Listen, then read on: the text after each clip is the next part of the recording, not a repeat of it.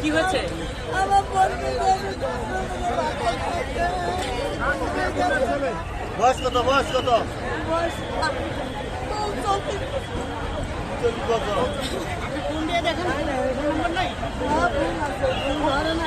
বাস্তব দেখি নেই তার কই আছে এই হোলির মতন তো কোন জায়গায় আছে না ওই